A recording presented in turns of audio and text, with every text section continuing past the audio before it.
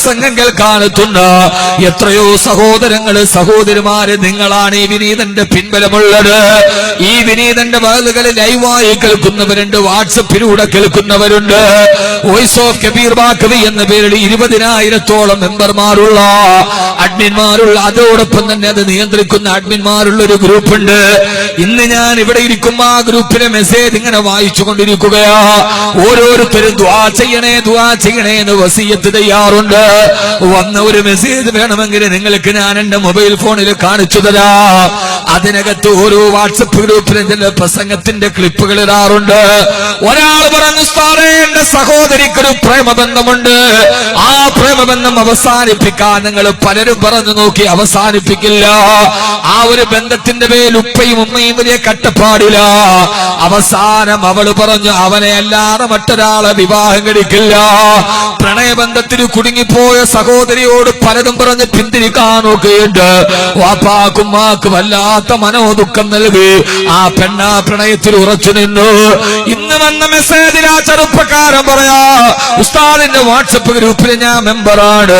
പ്രണയം അരങ്ങ് തകർക്കുമ്പോ എന്ന് പറഞ്ഞ് കഴിഞ്ഞ വാലന്റൈൻ ഡേയില് ഫെബ്രുവരി 14 പ്രണയ ദിനത്തില് ഈ വിനീതം മംഗലാപുരത്ത് നടത്തിയൊരു പ്രഭാഷണമുണ്ട്.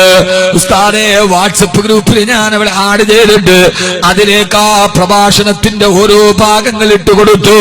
അതിനകത്ത് ഞാൻ ആരെയാണ് പ്രണയിക്കേണ്ടത്, ആരെയാണ് സ്നേഹിക്കേണ്ടത് എന്നാ പ്രഭാഷണം കേട്ടപ്പോ, അതിന്റെ 4 ഭാഗം കേട്ടപ്പോ എന്റെ സഹോദരി വന്നിട്ട് ഉപ്പയോട് പറഞ്ഞു, ഞാനാ പ്രണയബന്ധത്തിൽ നിന്ന് തിരിച്ചിറങ്ങുകയാ.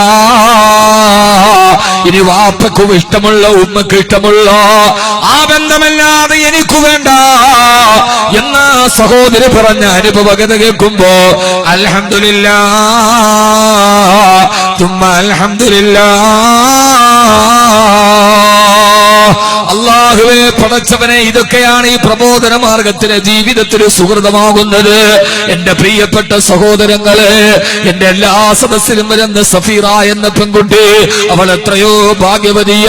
അവള് ഖബറിലേക്ക് പോയിട്ട് ഈ സദസ്സുകൾക്ക് വേണ്ടി ദുആ ചെയ്തുവല്ലോ.